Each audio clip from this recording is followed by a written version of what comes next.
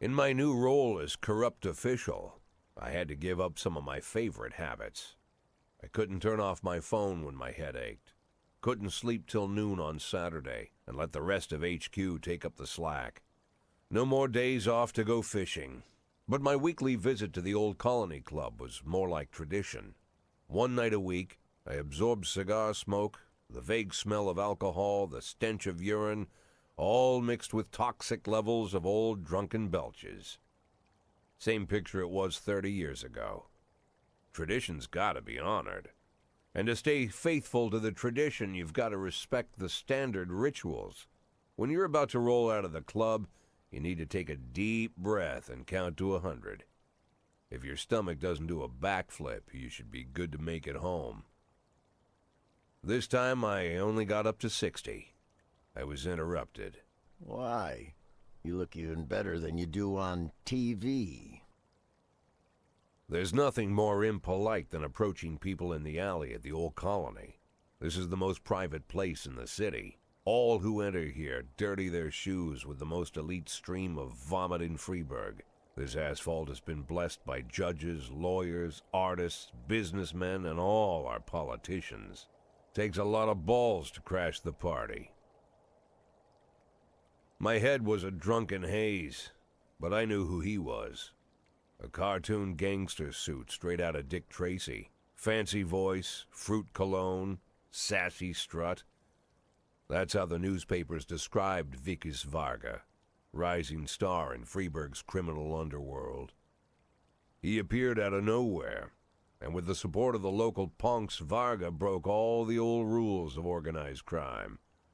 He killed those who could not be killed, traded what could not be traded, and robbed those who could not be robbed.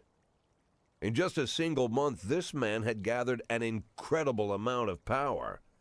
He's been called everything from a clown to a madman to a criminal genius, and more often than not, he's called a low-class upstart short on ideas.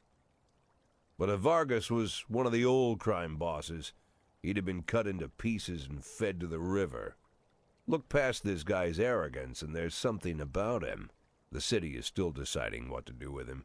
Meanwhile, he's burning down the houses of old city mobsters.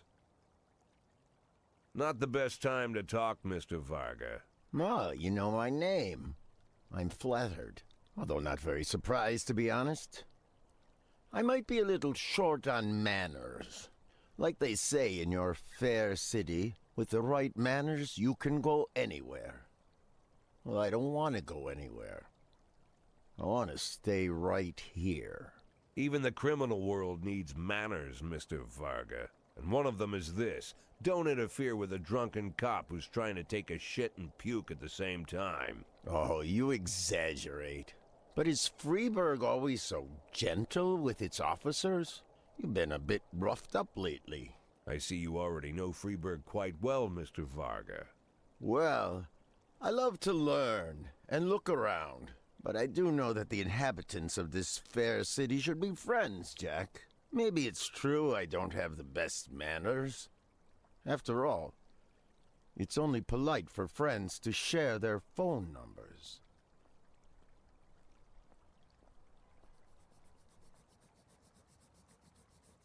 This city of yours moves so fast. I feel like I'm hooked on amphetamines all over again. You wake up in the morning full of ideas, and by nightfall, you've all had each other killed. So don't wait too long to call. I don't mind if you're drunk. It's all the more fun. I'll be stoned myself, most likely. Hell, I'm a little stoned right now.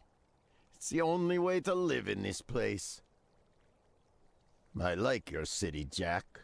I'm here to stay.